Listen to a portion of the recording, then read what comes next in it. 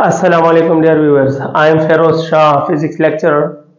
आज की वीडियो में हम वेव्स की समरी और एमसीक्यूज का सेकंड लेक्चर अपलोड कर रहे हैं।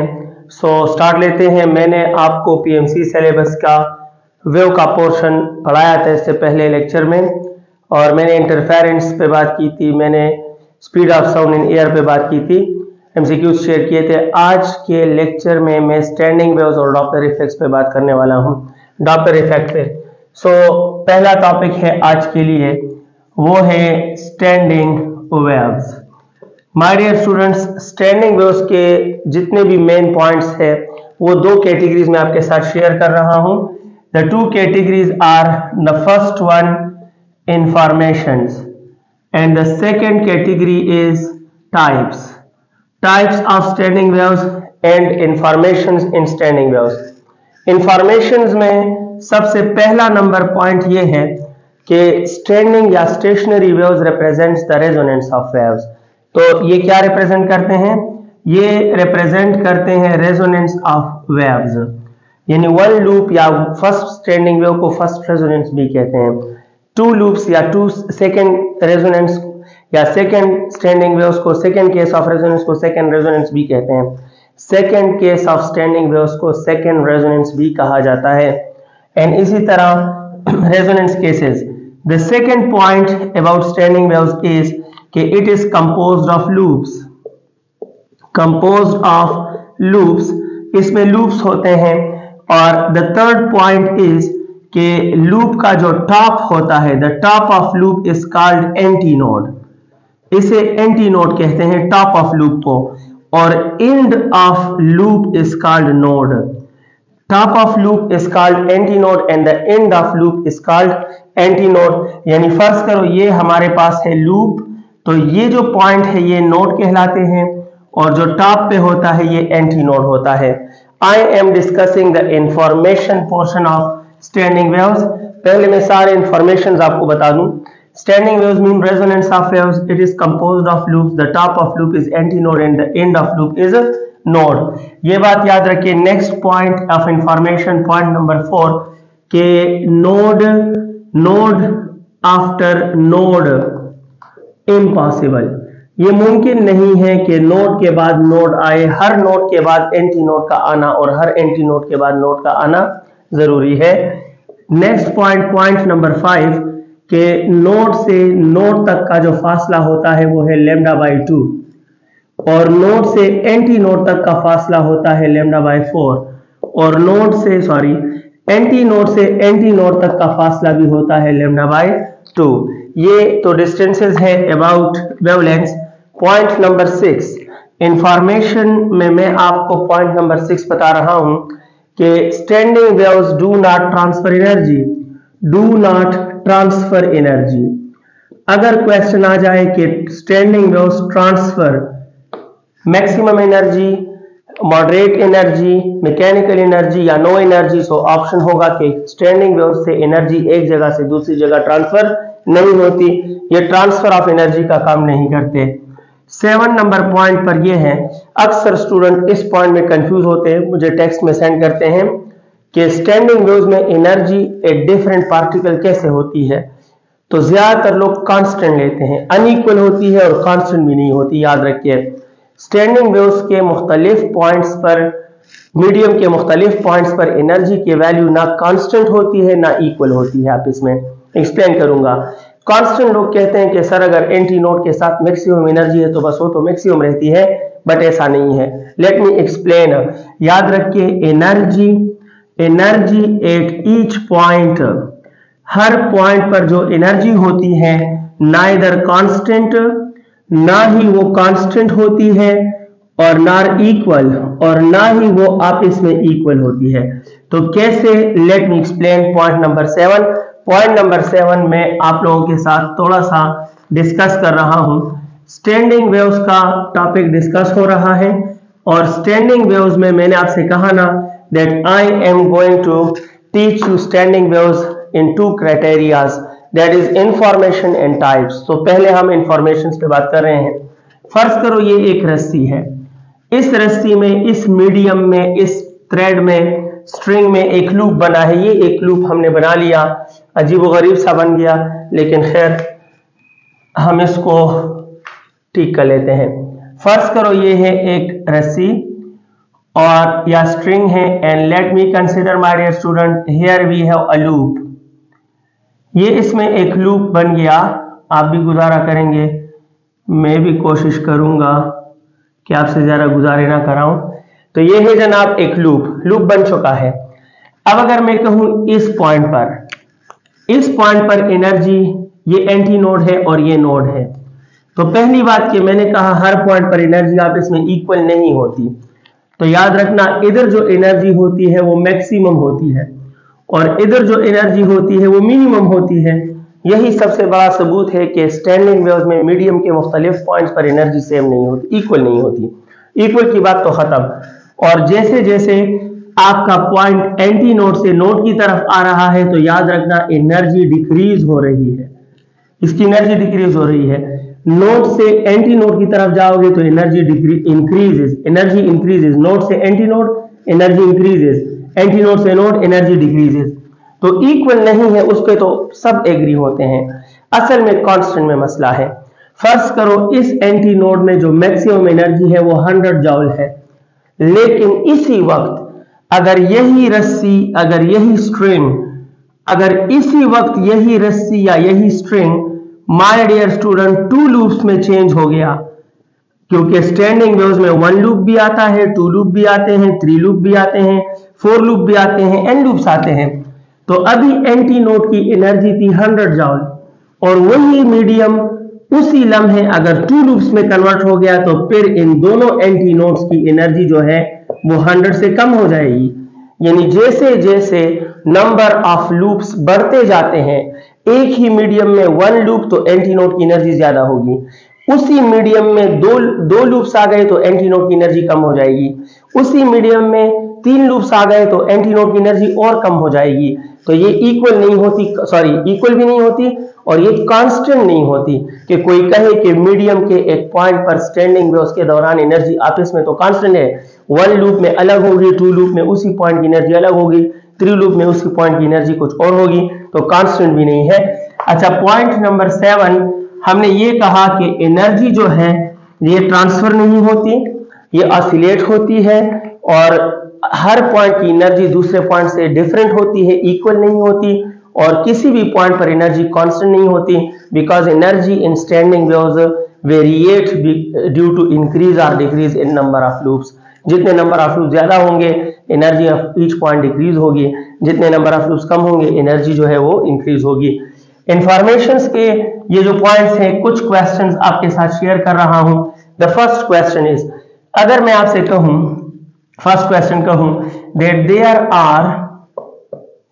there are 5 nodes in a medium standing waves।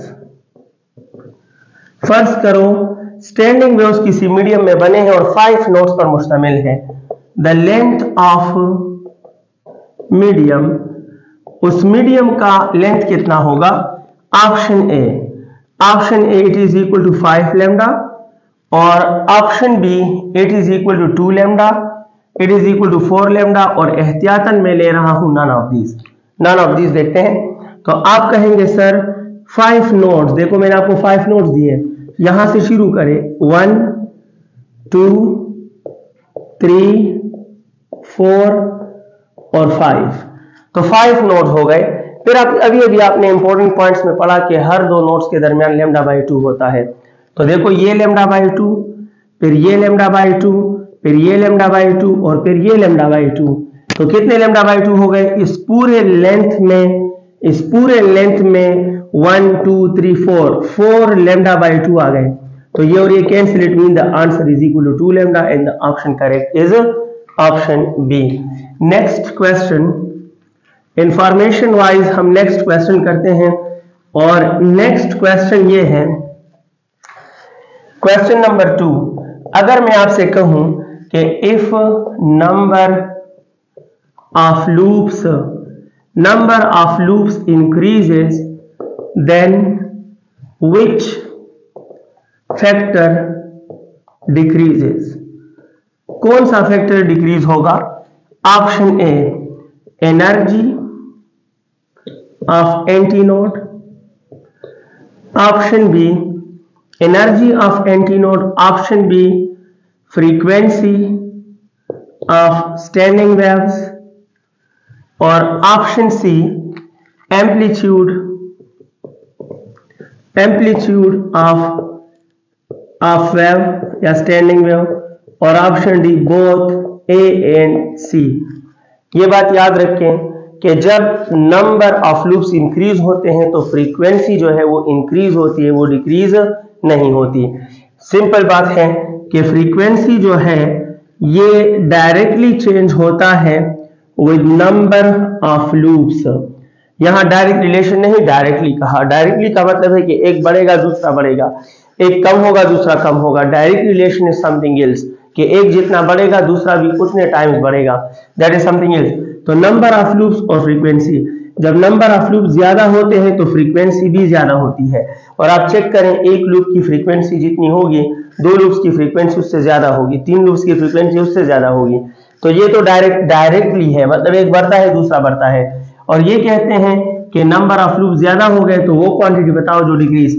अभी अभी मैंने डिस्कस किया कि एनर्जी ऑफ एंटीनोड है या कोई भी पॉइंट है वो डिक्रीज होने लगती है, तो ये पॉइंट भी ठीक है। और एनर्जी और एम्पलीट्यूड का डायरेक्ट रिलेशन होता है। Energy is directly related with square of amplitude, oscillation से आपने सीखा था। तो इसलिए जहां एनर्जी बढ़ जाए वहां एम्पलीट्यूड बढ़ जाता है, जहां एनर्जी कम वहां एम्पलीट्यूड कम। सो करेक्ट ऑप्शन इस क्वेश्चन का क्या होगा? करेक्ट ऑप्शन इस क्वेश्चन का होगा ऑप्शन डी। नेक्स्ट आपको बता रहा हूं types of standing waves. My dear students, informations के बाद आपको टाइप्स ऑफ स्टैंडिंग वेव्स बताता हूं। वैसे तो स्टैंडिंग वेव्स बेशुमार किस्म के हैं, काफी ज्यादा हैं, लेकिन आपके बुक में 3 types of standing waves discuss हुए हैं। इसमें पहले नंबर पे है स्ट्रिंग वेव्स। स्ट्रिंग में जो स्टैंडिंग वेव्स बनते हैं या string standing waves in a tight string, जो दोनों साइड से टाइटेड हो। फर्ज करो ये है हमारे पास एक रस्सी, एक स्ट्रिंग जो दोनों तरफ से टाइटेड है। इसमें जब लूप्स बनते हैं तो माय डियर स्टूडेंट इसमें 1 लूप भी बन सकता है।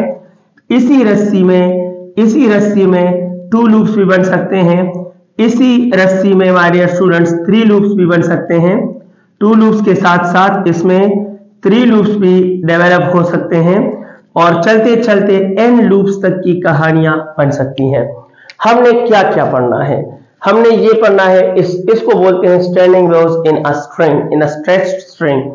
हमने क्या क्या पढ़ना है तो याद रखिए, स्टैंडिंग वेव्स में आपको बताता हूं फ्रीक्वेंसीज क्या होंगे और वेव लेंथ्स क्या होंगे।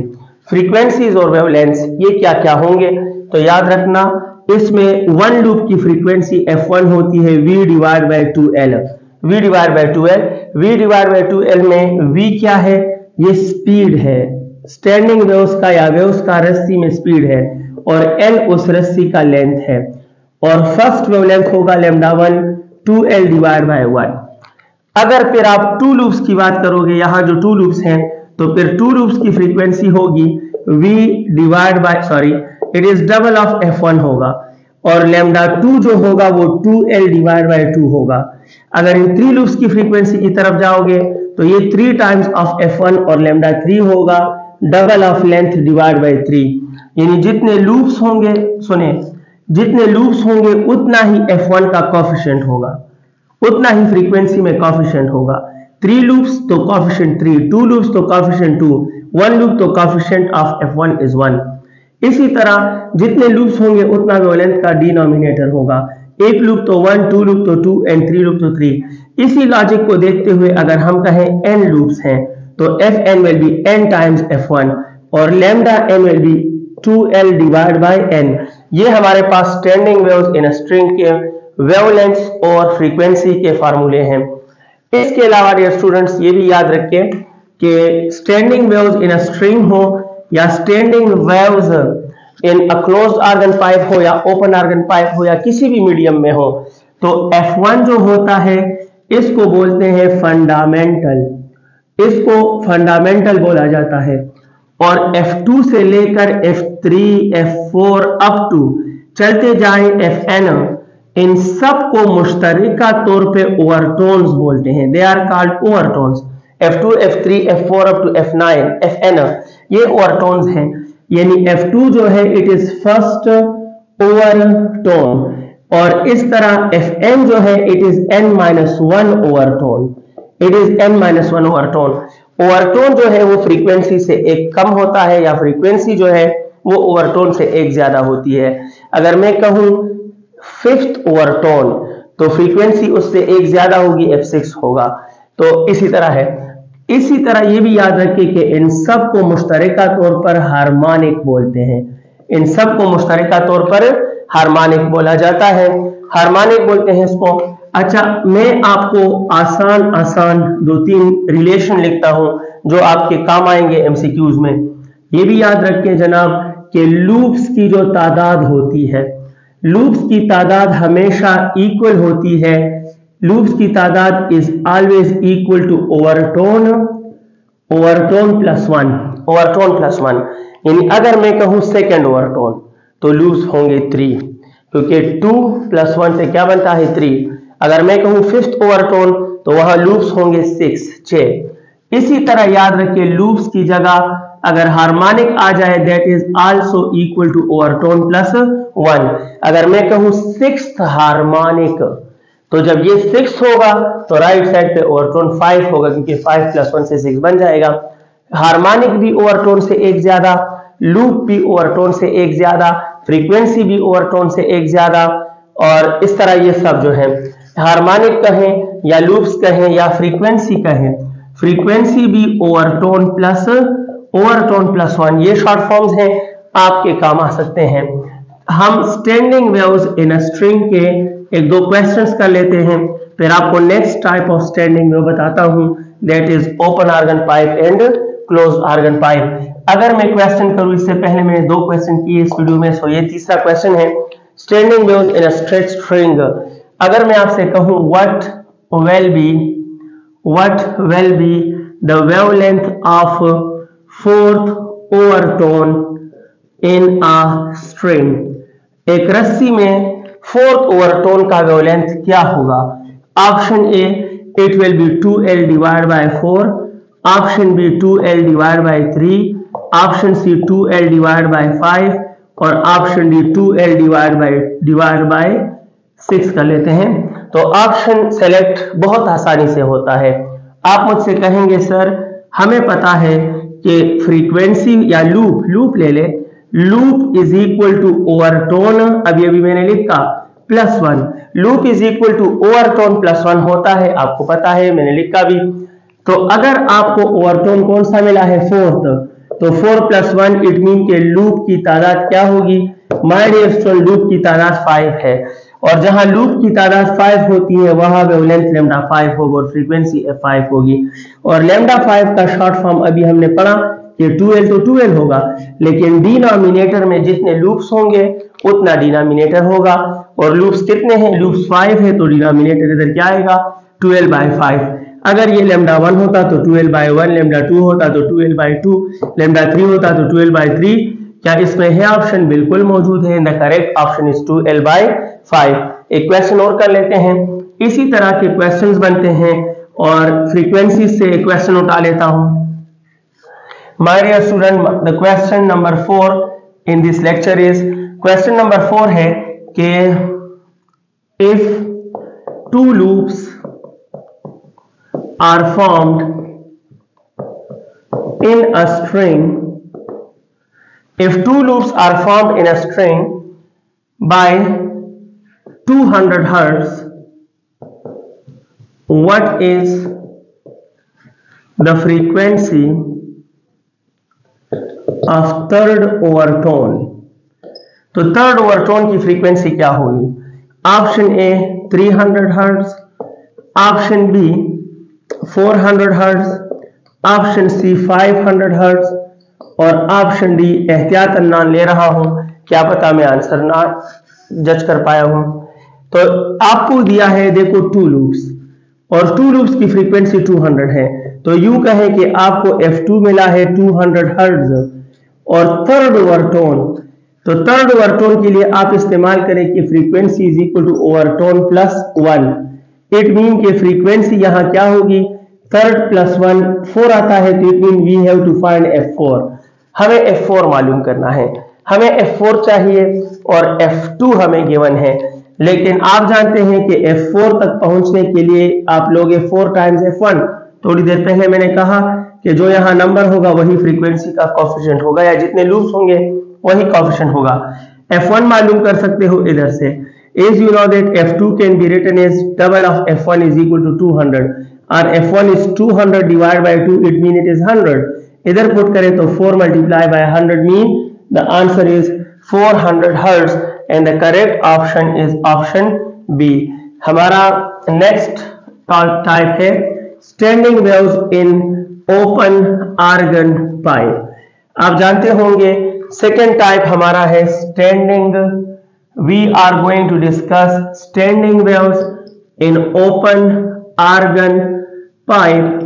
open organ pipe में standing waves की बात कर रहा हूं, और standing waves in open organ pipe क्या है?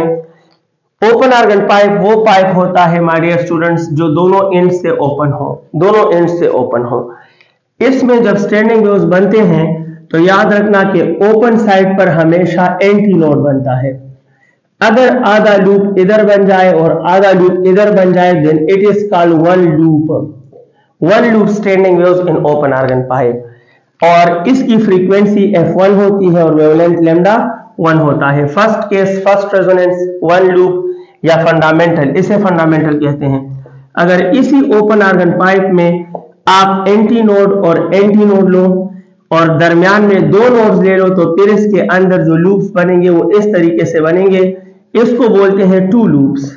ये ओपन आर्गन पाइप में टू लूप केस है और इनकी जो फ्रीक्वेंसी होगी वो F2 होगी और वेवलेंथ लैम्डा 2 होगा। Similarly 3 loops, 4 loops up to n loops. हमें फार्मूले लिखने हैं, फ्रीक्वेंसी इस केस में क्या होगी और वेवलेंथ क्या होंगे। तो याद रखना ओपन आर्गन पाइप के मैथमेटिकल फॉर्म 100% स्ट्रिंग से मैच करते हैं। यहां भी F1 होता है 2L, V divided by 2L होता है, V divided by 2L, where V is the speed of wave in open organ pipe and L is length of the open organ pipe, और lambda 1 जो होगा वो होगा 2L divided by 1। Similarly F2 जो है वो डबल ऑफ F1 होगा जैसा कि स्ट्रिंग में था, और इधर lambda 2 होगा वो double of L divided by 2 where L is length of the open organ pipe। अगर आप F3 की बात करोगे तो it will B 3 times of F1 और lambda 3 होगा जनाब 2L divided by 3। वही बात के जितने लूप्स या जो इधर नंबर वही इधर कोएफिशिएंट और जो इधर नंबर वही इधर डिनोमिनेटर, और 2L होगा। सिमिलरली चलते जाएं so Fn will be equal to n times of F1 and lambda n is equal to 2L divided by n। बस फर्क सिर्फ ये है कि रस्सी में नोड टू नोड हो बनते हैं स्टैंडिंग वेव्स, और ओपन आर्गन पाइप में ये anti node to anti node बनते हैं स्टैंडिंग वेव्स। इसके भी कुछ क्वेश्चंस करते हैं। ओपन आर्गन पाइप के सारे क्वेश्चंस उसी तरह हैं। मैं चाहता हूं आपको नोड और एंटी नोड की तादाद बता दूं। मैंने 2 टाइप्स आपको बताए, 2 क्वेश्चंस कर रहा हूं। क्वेश्चन नंबर 5, अभी तक शायद 4 क्वेश्चन मैंने शेयर किए। Question number 5 open organ pipe में के which option is correct for standing waves in open organ pipe? Option A, antinode is equal to node plus 1. Option B, node is equal to antinode plus 1, antinode is equal to node, और option D, antinode is equal to double of node, या ऐसा लिख सकते हैं all of these.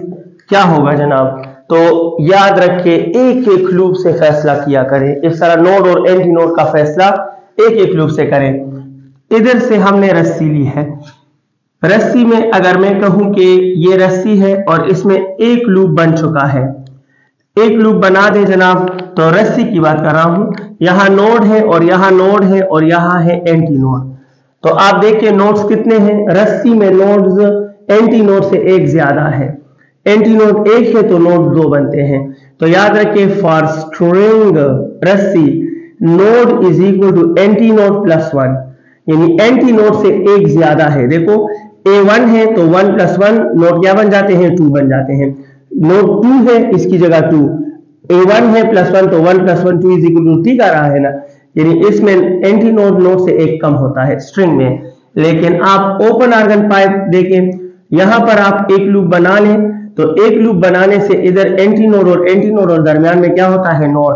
देखो यहाँ एक anti node और 2 नोड एक लूप में, यहाँ एक लूप में 2 एंटी नोड और 1 नोड होता है।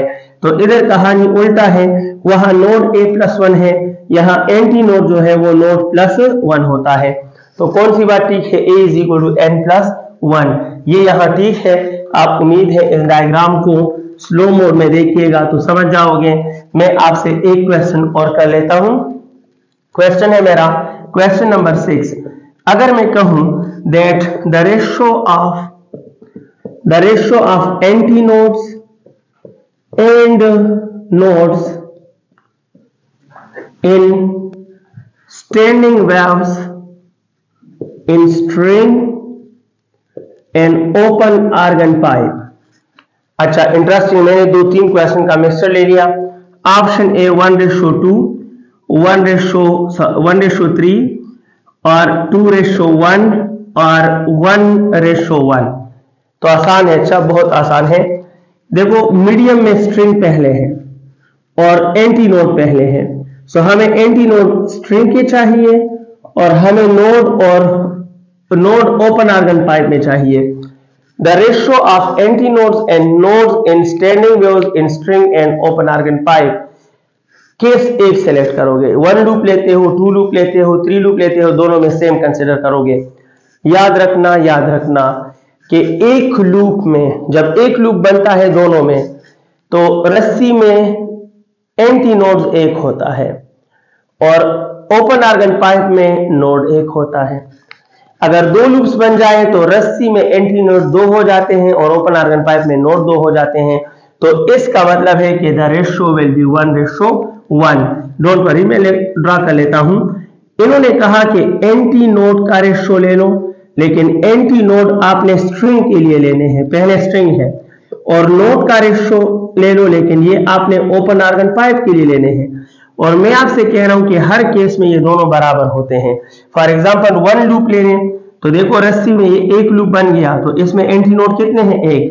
अब ओपन आर्गन पाइप में एक लूप बनाने के लिए देखो इसमें नोड कितने बनते हैं, 1। तो यहाँ एंटी नोड 1 है, यहाँ नोड 1 है।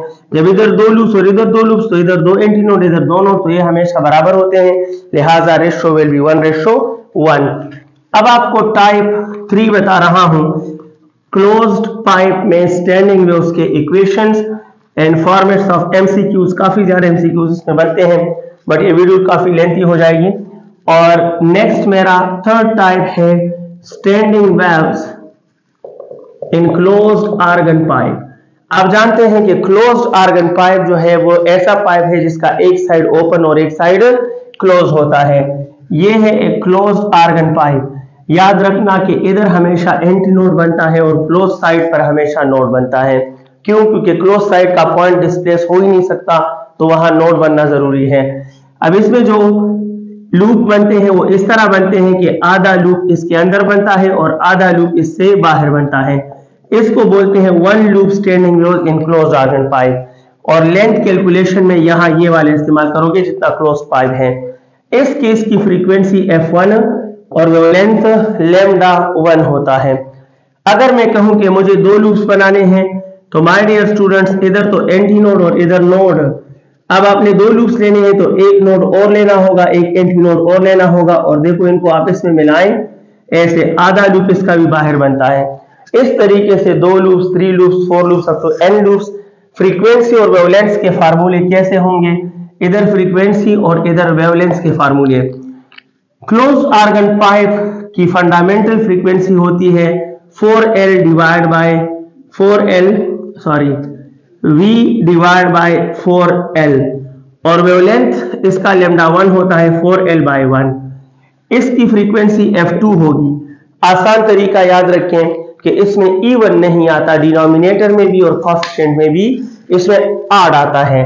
तो देखो F2 है लेकिन इवन नहीं ले सकते, ऑड लोगे। इधर F1 के आगे क्या है, F1 के आगे 1 है, तो इधर F1 के आगे 3 होगा, 2 नहीं होगा।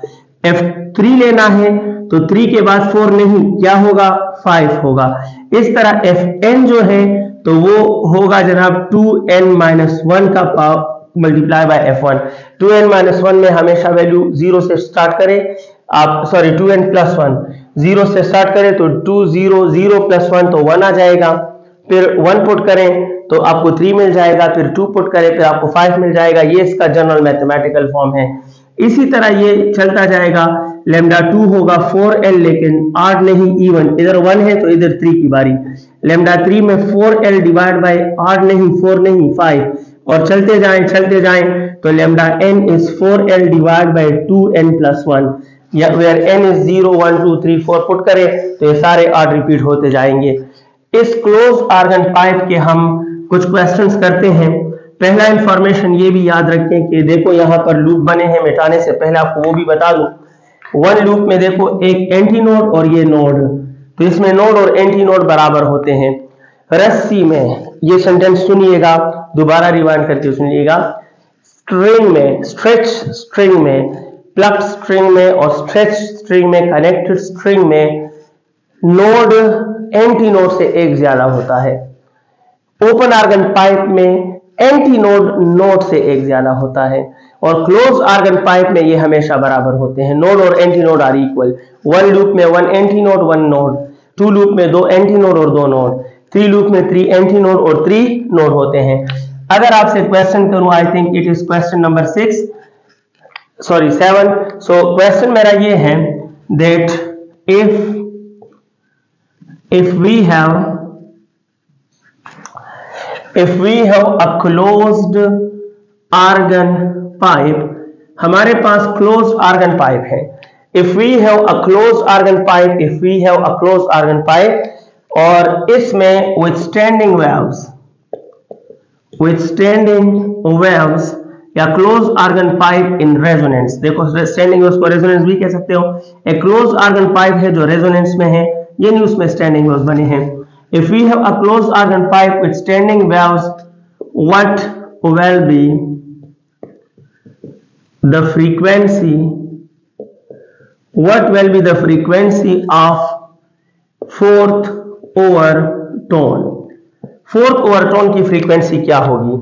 ऑप्शन ए, थोड़ा सा मुश्किल कर गया, option A it is equal to 4v divide by 4l, it is v divided by 4l.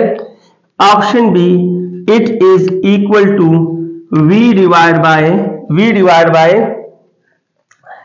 28l, और option C, it is v divided by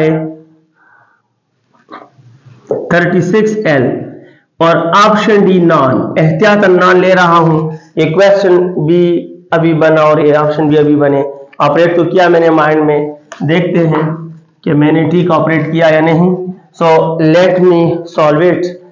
आपसे कह रहे हैं that we have closed organ pipe, ठीक है।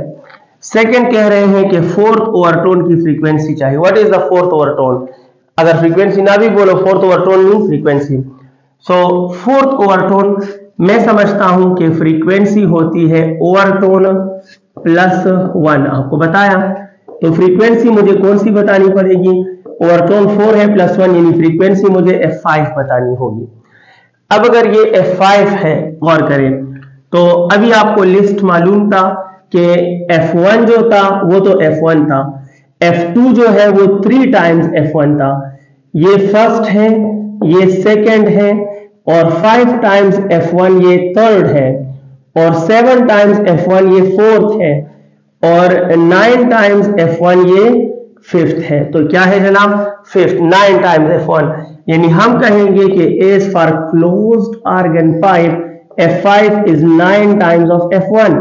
तो 9 अपनी जगह पे है, 9 अपनी जगह पे है, और f1 का फार्मूला था v डिवाइड बाय 4l।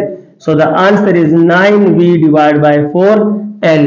इसमें नहीं है, मैं गलती कर गया, 9 मल्टीप्लाई बाय 4 मैंने इधर ले लिया, 9 मैंने 4 से मल्टीप्लाई किया, वो डिवाइड होना चाहिए। तो ये ऑप्शन मौजूद नहीं है। आपका करेक्ट आंसर है नान, और अच्छे बच्चे नान के साथ अपना आंसर लिख लेते हैं कि आंसर होना चाहिए 9v divide by 4l। Standing waves के ये क्वेश्चंस उम्मीद करता हूं आपकी हेल्प करेंगे, ये पॉइंट्स भी आपकी हेल्प करेंगे। मैंने बहुत से पॉइंट्स पे क्वेश्चन बनाए, बहुत से पॉइंट्स पे मैंने सिर्फ पॉइंट्स बताए। That's for the sake of shortage of time and length of video. So the last topic of chapter number 8 is Doppler's effect. Doppler's effect का मेन और सिंपल आइडिया ये है कि डॉपलर कहता है, इसने प्रूफ किया कि आवाज की दो फ्रीक्वेंसियां होती हैं। एक वो जो सोर्स जेनरेट करता है, जिस फ्रीक्वेंसी से सोर्स बोलता है, आवाज पैदा करता है, और दूसरा वो जिस फ्रीक्वेंसी से लिसनर साउंड रिसीव करता है। So frequency of source and frequency of listener, listener की फ्रीक्वेंसी को एपरेंट बी बोलते हैं, एफ डेट से जाहिर होता है, और सोर्स की फ्रीक्वेंसी को रियल बी बोलते हैं और एफ से जाहिर होती है। सो डॉपलर कहता है कि देयर आर टू फ्रीक्वेंसीज, एक कहलाती है सोर्स फ्रीक्वेंसी और एक कहलाती है लिसनर फ्रीक्वेंसी। एक सोर्स की फ्रीक्वेंसी होती है और एक लिसनर की फ्रीक्वेंसी होती है। Source frequency and listener, source की फ्रीक्वेंसी को रियल भी बोलते हैं, लिसनर की फ्रीक्वेंसी को एपरेंट भी बोलते हैं। ये एफ से डिनोट होती है, ये एफ डेट से डिनोट होती है। और ये कह रहा है कि there are 8 cases, there are 8 cases, F डेट और एफ के दरमियान 8 केसेस है। वो 8 केसेस क्या हैं? तो फर्ज करो ये है माय डियर स्टूडेंट, रिजल्ट भी बताता हूं और रिजल्ट हासिल करने के आपको सबसे शॉर्ट मेथड बताता हूं कि शॉर्ट मेथड क्या है। If it is a source, ये सोर्स है, गाड़ी है, मतलब ये हॉर्न बजा रही है, तो बस मैंने इसको सोर्स ले लिया। और यहां है लिसनर, ठीक, लिसनर है, और ईटा और मेडिकल कॉलेज के टेस्ट से बेचारा या बेचारी तंग हो चुकी हैं और इस सोर्स का खैर मकदम करने के लिए रास्ते में खड़ी हैं। तो एनी हाउ ये है लिसनर और ये है जनाब सोर्स। लिसनर और सोर्स के दरमियान होगा एक गैप, ये है एक गैप। सिंपल बात है, सिंपल लॉजिक कहता है डॉपलर कि जब तक ये गैप कांस्टेंट होगा, जब तक ये गैप कांस्टेंट होगा, तब तक जितनी फ्रीक्वेंसी से सोर्स आवाज डेवलप करेगा एफ, उतनी ही फ्रीक्वेंसी से ये सुनेगा एफ डैश। जब तक ये गैप कांस्टेंट होगा तब तक एफ डैश और एफ बराबर होंगे, बोलने की फ्रीक्वेंसी और सुनने की फ्रीक्वेंसी इक्वल होंगे।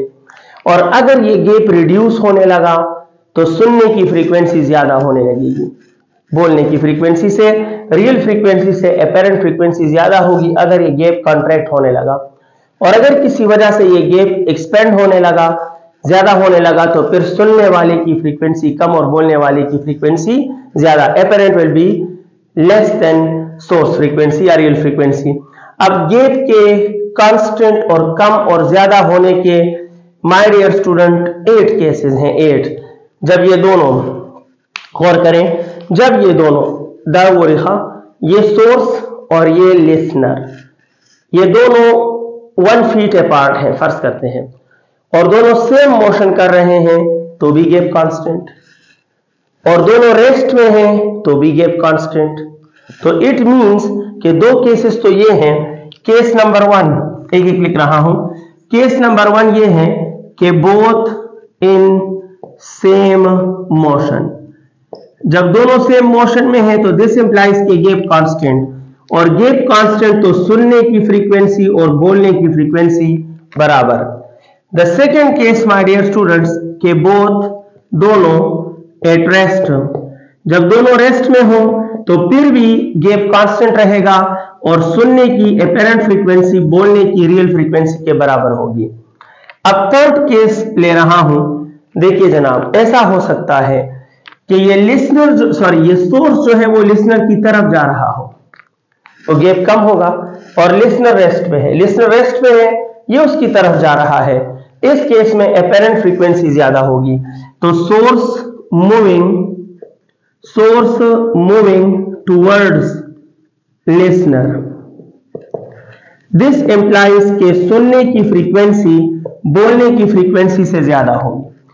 और इसके अलावा 4 ऐसा हो सकता है कि सोर्स उसकी तरफ ना जाए, दूर जाए, तो गैप इंक्रीज होगा तो वो कम फ्रीक्वेंसी से सुनेगा। और नेक्स्ट केस है कि source moving away, this implies कि F dash will be less than F, सुनने की फ्रीक्वेंसी बोलने की फ्रीक्वेंसी से कम होगी। नेक्स्ट डियर स्टूडेंट्स के listener move towards, listener move towards यानी ऐसा हो सकता है कि सोर्स ना जाए, ये लिसनर सोर्स के पास आए, तो F dash will be greater than F, फिर गैप कम होगा, और जब गैप कम होगा तो सुनने की फ्रीक्वेंसी ज्यादा होती जाएगी। इसके अलावा है लिसनर, लिसनर मूव्स अवे, तो गैप ज्यादा होता जाएगा। दिस इंप्लाइज के सुनने की frequency will be less then बोलने की फ्रीक्वेंसी। Are real. लास्ट दो आप समझ गए, ये दोनों हैं, एक सोर्स है एक लिसनर। जब दोनों एक दूसरे की तरफ आ रहे हैं तो सुनने की फ्रीक्वेंसी ज्यादा, बोलने की कम, और जब दोनों एक दूसरे से दूर जा रहे हैं तो सुनने की फ्रीक्वेंसी कम और बोलने की फ्रीक्वेंसी ज्यादा। How many cases are there? 8 cases are there. How we will evaluate the mathematical equation और how we will find the change in frequency, the variation in frequency. So आपको इन सारे केसेस का एक फार्मूला बताता हूं, आपके काम आएगा।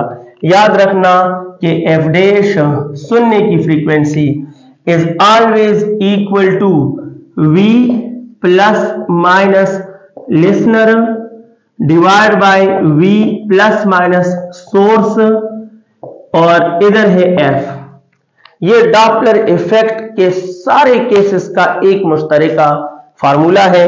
आपको ये पता हो तो किसी केस का मैथमेटिकल फॉर्म याद करने की आपको जरूरत नहीं है।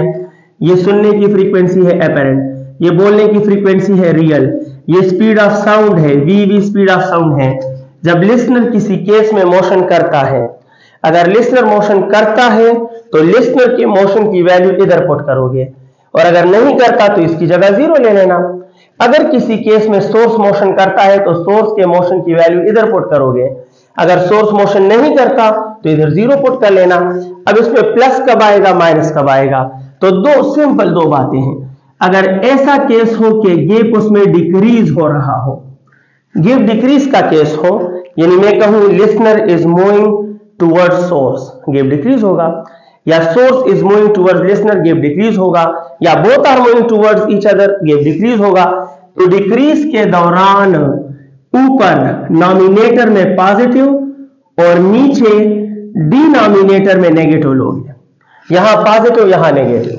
अगर डिक्रीज इन गैप आ रहा है कीप इन योर माइंड, और वाइस वर्सा, नीलिकम डबल वल्ला कौलिकम, वाइस वर्सा। फर्ज करें अगर मैं कहूं वाइस वर्सा मीन अपोजिट, अगर किसी केस में गैप इंक्रीज हो रहा हो तो ऊपर नेगेटिव और नीचे पॉजिटिव आएगा। क्या मतलब? If source is moving away, ऊपर नेगेटिव और नीचे positive. If listener is moving away, ऊपर नेगेटिव नीचे positive, and if both are moving away, ऊपर नेगेटिव नीचे पॉजिटिव।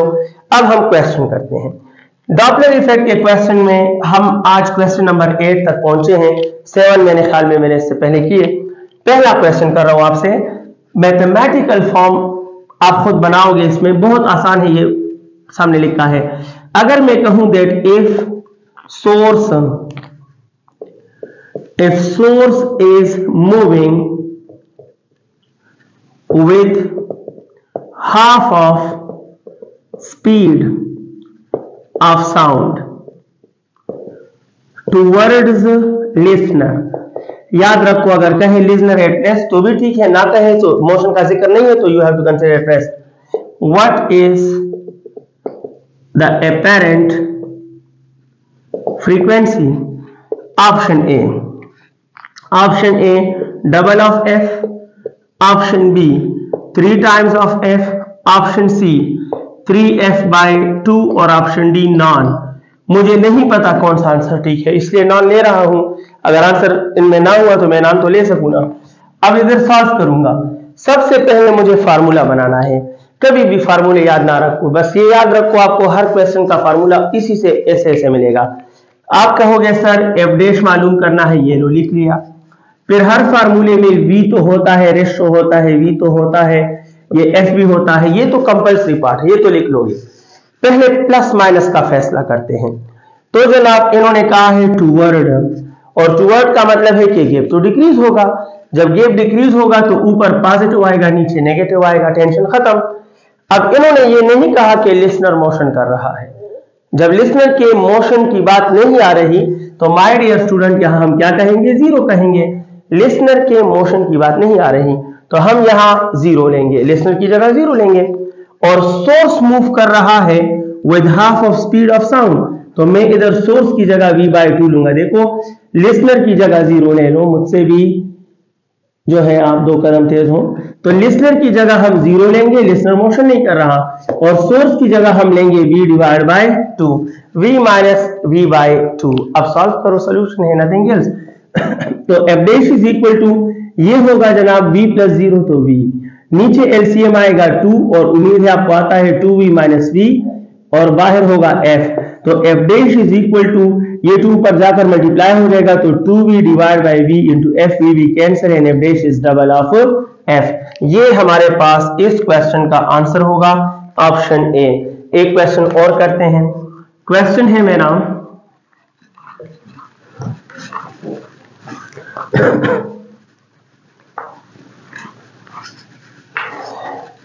क्वेश्चन है dear student, question number 9 for today, और वो ये है that if a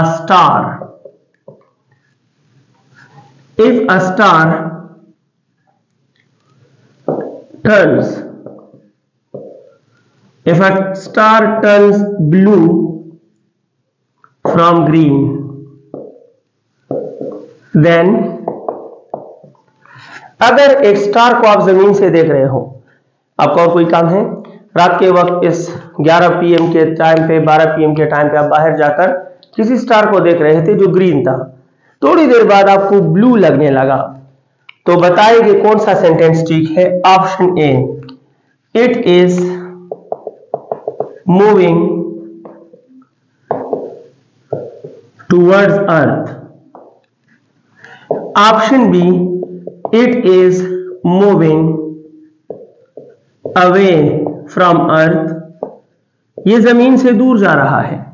it is at rest, ये स्टार रेस्ट पे था। और option D, all possible. What will be your answer dear student? The answer is बहुत आसान है, आप वेब गायर जानते हो, वेब गाय और भी रह गया ना, वेब गाय और वेब गाय और आप जानते हो, मैं भी जानता हूं, और आप जानते हो कि इधर फ्रीक्वेंसी जो होती है वो मैक्सिमम होती है और इधर जो फ्रीक्वेंसी होती है वो मिनिमम होती है।